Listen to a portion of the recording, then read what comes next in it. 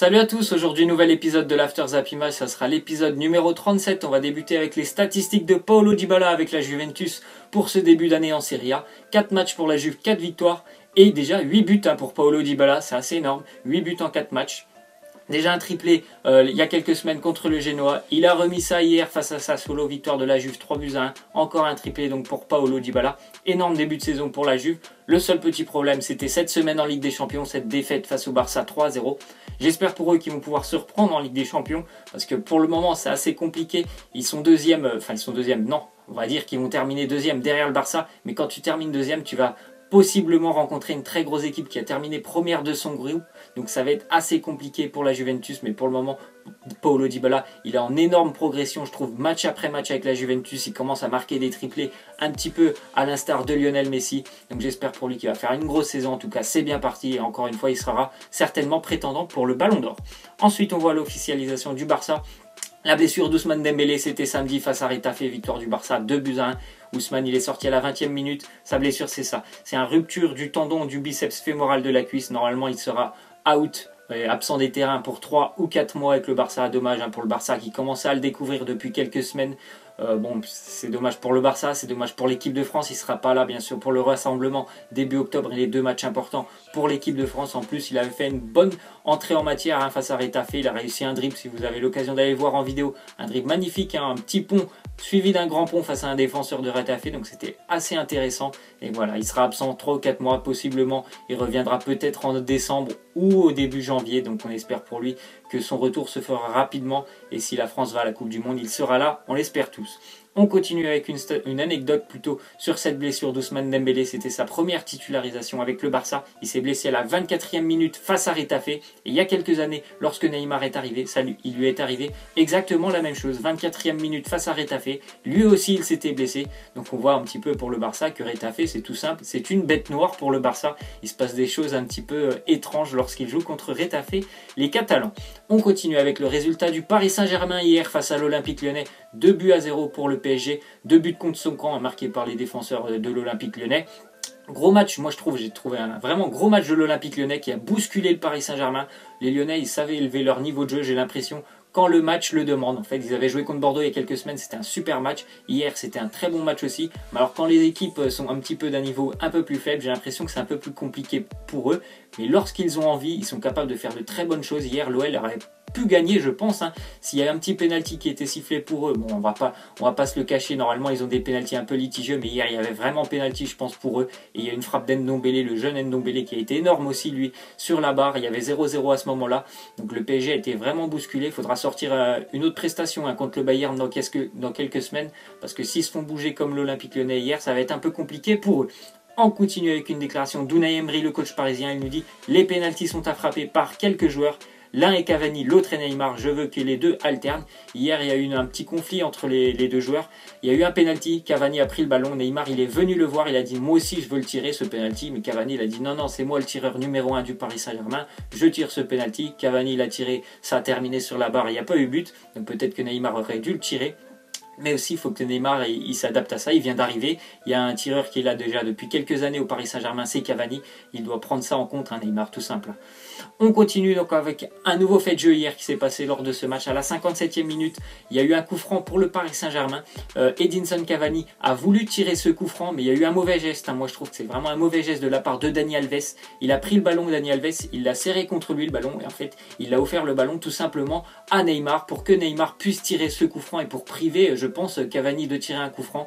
Va falloir que Unai Emery mette les choses au clair, parce que c'est pas normal de voir ce genre de geste entre joueurs de la même équipe. J'ai l'impression qu'il y a 2 clans au Paris Saint-Germain. Il y a le clan des Brésiliens qui a vraiment pris l'ascendant par rapport au clan des autres joueurs sud-américains. Va falloir vraiment qu'Emery mette les choses au clair, parce que ça a chauffé un petit peu hier entre Cavani et Neymar. Neymar, il avait vraiment fait la tête après ce penalty. Voilà, les deux situations litigieuses entre Neymar et Cavani qui ne se sont pas vraiment entendus hier sur le terrain. On continue avec Pietro Pellegrini, ce jeune joueur qui est né en 2001. Hier, il a marqué ses 2 premiers buts en Serie A, un doublé pour lui avec le Genoa face à la Lazio, défaite face à la Lazio 3-2, mais 2 buts déjà intéressants pour lui. Malgré son jeune âge, hier, il était très bien placé dans la surface de réparation. Vous pouvez aller voir le deuxième but, c'est vraiment un but d'attaquant, de renard de surface alors qu'il a seulement 17 ans. Il a coupé un centre, vraiment, il était super bien placé, il a mis le ballon où il fallait, même si le gardien est un petit peu litigieux sur le coup. On continue donc avec le résultat du Borussia Dortmund hier, 5-0 face à Cologne, nouvelle victoire pour le Borussia, toujours leader en Bundesliga, le Borussia, 0 but encaissé cette année. Doublé hier pour Aubameyang, 0 but encaissé. Nouvelle défaite pour Cologne. Cologne qui est toujours dernier en Bundesliga déjà après la défaite cette semaine face à Arsenal en Europa League. Ça va mal pour le FC Cologne. On continue avec le record du Real Madrid. Le Real Madrid qui enchaîne un 73e match en ayant marqué au moins un but. Et ils égalent le record de Santos. Santos qui détenait le record depuis 1963. Donc ça fait maintenant presque plus d'un an que le Real marque à tous les matchs. C'est assez incroyable comme statistique, marquée à tous les matchs, alors qu'ils ont quand même le Barça à jouer, l'Atlético, plus tous les matchs de Ligue des Champions l'année dernière. Ils sont arrivés jusqu'en finale, ils ont remporté le trophée. Ça ne leur a pas empêché de marquer à tous les matchs. Vraiment une armada offensive impressionnante du côté du Real Madrid. Je pense que cette série peut encore continuer. Quelques matchs pour le Real tellement ils sont énormes offensivement.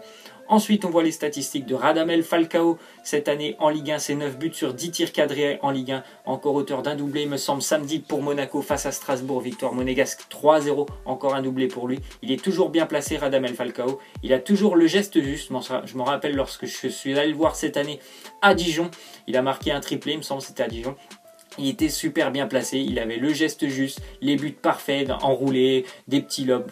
Franchement, très très bon joueur pour l'AS Monaco. Et voilà, déjà 9 buts pour lui après seulement 6 journées de Ligue 1. Je crois aussi que c'est un record. Ensuite, on voit le nombre de dribbles réussis par Cristiano l'année dernière. Il a réussi 25 dribbles l'année dernière, Cristiano. Et le nombre de dribbles réussis par Lionel Messi cette année en 4 matchs en Liga, c'est déjà 26 pour Lionel Messi. Donc il y a un joueur, on va dire Ronaldo, pour moi, il fait des dribbles qui ne servent à rien. Ils ne servent pas à éliminer le défenseur. Il est souvent devant le joueur à faire des passements de jambes, des choses comme ça, ce qui est complètement inutile. Alors que Messi, quand il dribble, c'est des dribbles qui servent à éliminer le défenseur. Donc c'est bien plus intéressant pour le match de voir quelqu'un qui élimine les défenseurs alors que quelqu'un qui s'amuse, on va dire, avec le défenseur devant lui. On continue avec des images du nouveau stade de l'Atlético Madrid, le Wanda Metropolitano. Il était bien sûr complet pour l'inauguration samedi face à Malaga, victoire de l'Atlético 1-0. C'est un bijou, le stade, tout simple. Il est vraiment magnifique ce stade de l'Atlético. J'espère que ça va leur permettre de rester, on va dire, dans le top 5, top 6 des clubs européens avec ce nouveau stade. Ça va leur permettre de rentrer un peu plus d'argent. Et la petite anecdote, c'est Antoine Griezmann, le premier buteur de l'histoire du stade de l'Atlético. Match assez compliqué pour l'Atlético, mais fallait gagner. Voilà, on va retenir que ça, fallait gagner pour ce premier match dans ce nouveau stade. Ensuite, on voit les résultats des deux Manchester United et City se sont imposés ce week-end les deux. Et on voit les statistiques assez incroyables pour le moment. Ils ont 16 buts marqués, 2 buts encaissés, 4 victoires, 1 nul. Et déjà 13 points pour les deux équipes, ils sont complètement à égalité. Voilà, ils sont à égalité, je pense qu'ils vont se livrer vraiment un duel pendant toute l'année. Il me semble être un petit peu au-dessus des autres équipes en Première Ligue, les deux Manchester. Je pense que Manchester City va faire vraiment mal cette année. 15 buts marqués cette semaine pour City. Ils ont passé des volets à tout le monde. 6-0 à Watford, 5 contre Liverpool, 4 en Ligue des Champions. Donc assez énorme aussi ce que fait Manchester City depuis le début de l'année. Ensuite, on voit que David De Gea, le gardien de United, a réalisé déjà son 100e clean sheet. Un clean sheet, c'est un match sans encaisser de but. C'est déjà son 100e avec Manchester United, alors qu'il a joué à peu près, il me semble, 280 ou 290 matchs avec Manchester. Un gardien énorme, c'est presque un match sur 3 où il n'encaisse pas de but. Il est extrêmement rassurant pour la défense de United. En plus de ça, c'est un chat, il peut aller chercher des ballons en lucarne, à ras de terre. Il est énorme comme gardien. Pour moi, c'est un top 3 du niveau des gardiens mondial. Je pense qu'il y a Neuer, il y a lui. Pour moi déjà, c'est le premier gardien en Première Ligue. Il n'y a pas plus meilleur que lui. Je suis super content qu'il reste à United. Il y avait pas mal de rumeurs à un départ du côté du Real. Donc, moi, je suis super content qu'ils soient encore avec United. Ensuite, on voit que United a encore inscrit des buts hier lors des 10 dernières minutes du match. 9 buts déjà inscrits pour eux sur les 16 qu'ils ont marqués après la 80e minute. C'est un petit peu une coutume pour Manchester United de jamais rien lâcher, de se battre jusqu'aux dernières minutes du match. Avec Alex Ferguson, c'était surnommé le Fergie Time, c'était à partir de la 90e minute. Manchester marquait énormément à partir de la 90e minute, tellement il lâchait rien. C'était Alex Ferguson, il leur donnait beaucoup d'envie jusqu'à la fin de match. Et on voit que ça continue du côté de Manchester United. Voilà, maintenant c'est un peu plus tôt, à partir de la 80e minute. On continue avec les résultats de Barclays Premier League ce week-end. Liverpool a été tenu en échec, un but partout face à Burnley. Grosse victoire pour City, pour United qui a écrasé Everton 4-0. Le match de ce week-end, c'était Chelsea-Arsenal, un match assez rythmé, mais ça s'est terminé par 0-0. Arsenal qui restait sur de nombreuses défaites face à Chelsea depuis quelques années. Voilà, ils ont arrêté cette série 0-0. On voit qu'il y a eu pas mal de 0-0 quand même en Barclays Premier League. Ensuite, on va voir les résultats de Bundesliga. Donc le Bayern qui s'est imposé 4-0 face à Mayence. Hanovre, le promu qui continue de gagner, il s'impose 2-0 face à Hambourg. Victoire de Schalke à l'extérieur, aussi importante celle-là du côté de Brême, 2-1. Leipzig et Mönchengladbach, 1 partout. Le Borussia, bien sûr, 5-0. Leverkusen aussi, 4-0. Et Hoffenheim qui avait joué face à l'Hertha Berlin, ça s'est terminé par un score de 1 partout. Ensuite, on va terminer avec les résultats de Ligue 1.